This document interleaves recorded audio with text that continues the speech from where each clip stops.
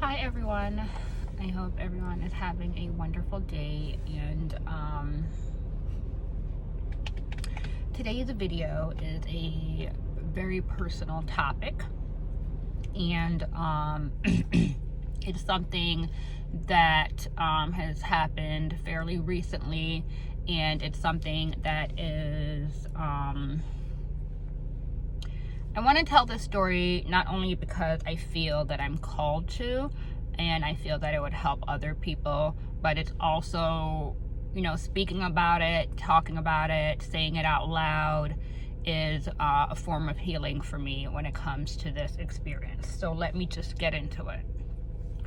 So last year, 2020, around, the beginning of the pandemic, when we were on like a hardcore shutdown, I was planning this really, this big parade. It was about Juneteenth. I was planning a Juneteenth parade in my hometown. And, I had been prepping and planning for that, for months and months, but it was, actually time for it to happen, and I was transitioning it to a virtual parade and doing a lot of things as well. Rewind a little bit before I get into, actually no, we're not going to rewind. So I was planning the event. In the midst of the hard lockdown, when I was at home working, making calls, doing a lot of things, I began to what they call self-mutilate. I began to peel layers of my skin off of my face. It started with like a bump, and I began to pick my face, peel layers off of my face until it bled. And I did that for a long time, and because I want to get this message out without crying. So I began to do that, and I would do it to the point where there was like no room left on my face to pick. And then I would put, whatever it was, like witch hazel or whatever thing I had to have it heal, and then I would do it again. And then it came to, it was like this back and forth thing. And I was doing it and not really noticing what I was really doing until my mom, she came by my house because my daughter was spending some time at my mom's house, and it was just me and my son at home. And my son, he didn't really notice, he's a boy, he plays a lot of video games, and he didn't really take notice too much of what I was doing. But my mom came by my house, and I was running something outside to her car, and I went outside, and then she looked at me, and she looked at my face, and she goes, "What the fuck is wrong with your face?" And then I was like, what are you talking about, right? And then I got up and I looked, I put my camera up and I looked at my face, and then I quickly made up an excuse, because it was in that moment that I realized if I to tell her, I was like, I'm having an acne breakout. That's what I said to her. I was like, I'm having an acne breakout. Something got on my face, and I got to take care of it. It's just some breakout that I'm dealing with, or whatever it may be, and I'm stressed. And I gave her that excuse, and then I went back in the house, and I looked at myself in the mirror, and I was just so disgusted with what I was doing with myself. And I didn't even notice. When I was going through it, when I was doing it, I didn't even, I didn't notice what I was doing to myself. And at that point, the event that I was doing began to pick up. I had to do a lot of interviews. I was doing these pop-up shops where I would have to go outside and be in public, and my face was just a complete, like, I looked like a freak show, you guys. It was like, so I would do my forehead, and you can actually still see scars. So, like, to know me, like, before this, is to know that I had very, very good skin, right? Ask anyone, any of my family. That's like one of the things that, like, you know, I would brag about. I have really, really good skin. I've never had acne a day in my life. So what you see now was never there my entire life. So I'm still in the midst of trying to get my face back to how it was, and, you know, dealing with the fact, as you know, some people might, because I know a lot of people suffer from acne, so they may be looking at my face like, oh, that's nothing. But for me, it's a lot, and it's a lot to look in the mirror and to know that this is what I did to myself. And so I'm still, you know, dealing with trying to clear up my face, and, you know, maybe it'll never get back to where it was, and I'm, you know, also coming to terms with that as well. So when it was time that I had to, like, start going out into public, and I had to do, like, you know, I was promoting it, and I had to do these videos and post them on Facebook, I found myself having to just put on, like, a full face of makeup just to go outside. And mind you, it was like summer at this point, right? When it was actually about to start, and I was doing this event. At this point, it was summer, and I hate wearing makeup in the summer. I never had to be the one to worry about makeup because I always had very good skin.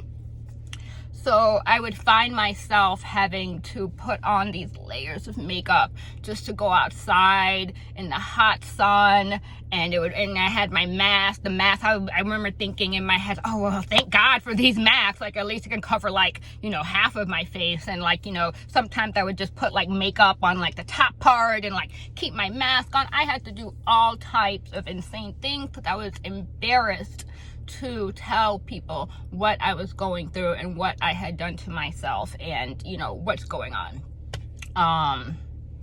So I'm still trying to figure out why I did what I did and what's really going on, because I've never self-mutilated before in my life. And I started researching and looking it up, and I think you guys can comment in the video that kind of like what it's called is, they call it compulsive self-mutilation. And I do have somewhat of a compulsive disorder when it comes to different things in my life. I do have that. And I was also, this is what I was going to rewind about.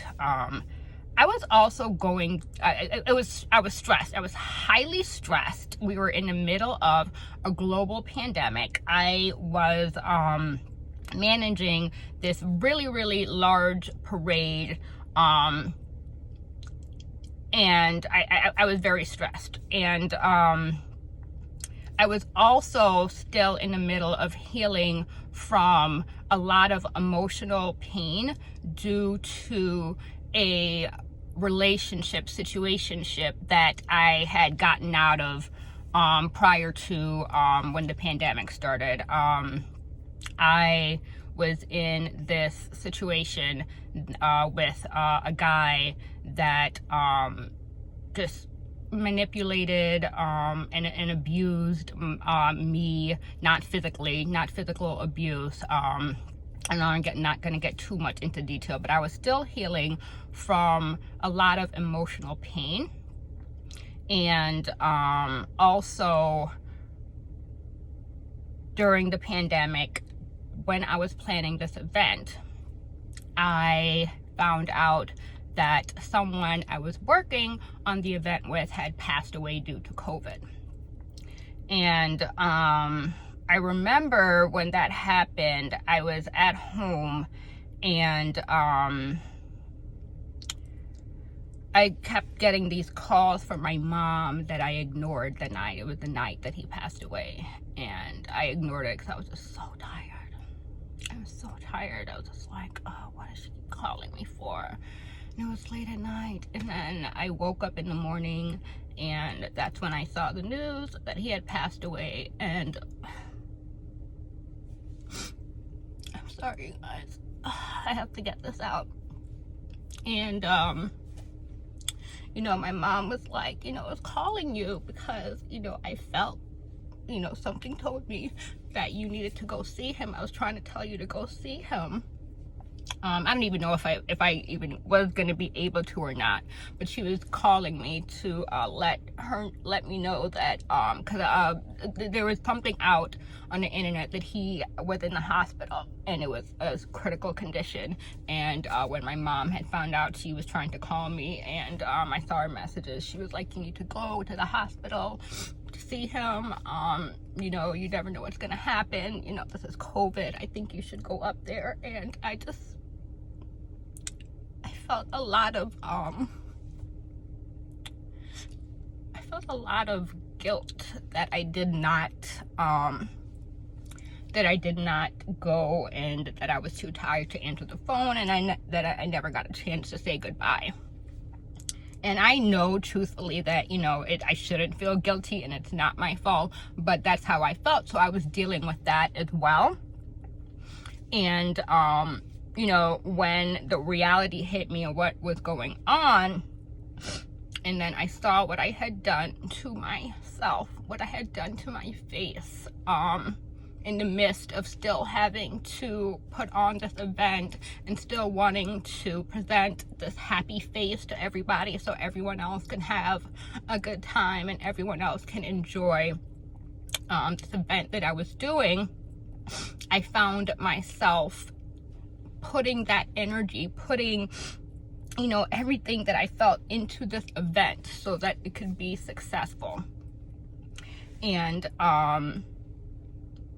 in a way, knowing that I've never done this before, and I know that it's not odd for someone to have an episode like this that it's never happened to.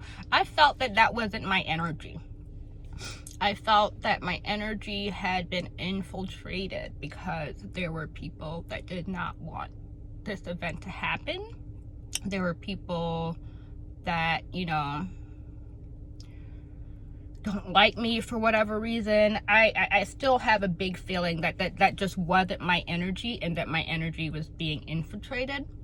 And a couple reasons why I feel that way is because I have a very high capacity to deal with intense situations. I have a high level of capacity to deal with pain. You know, that's how I've been my whole life. It's very hard to get me to the point where I can't take anymore. But maybe I did get to that point and I didn't know.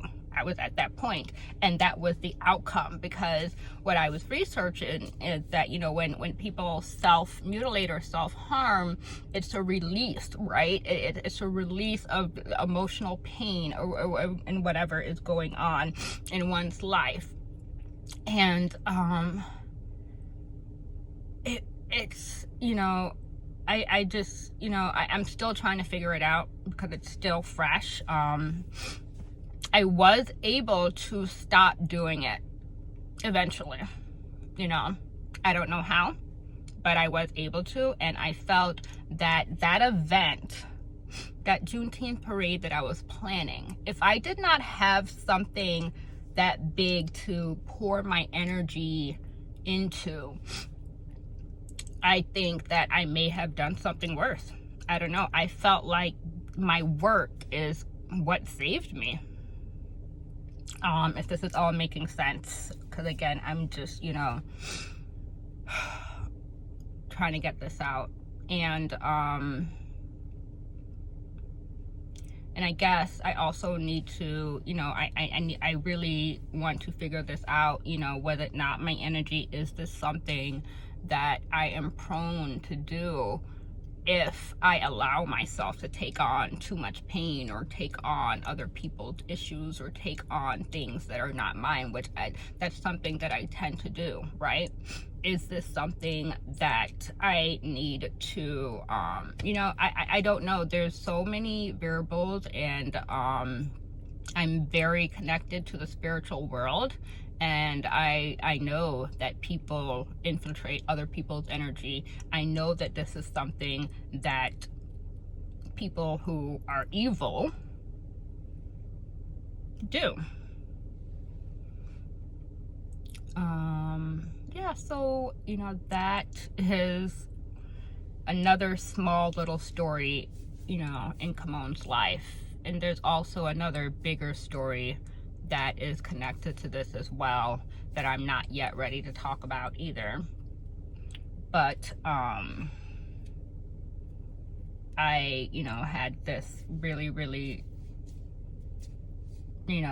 daunting feeling to get this particular snippet out about,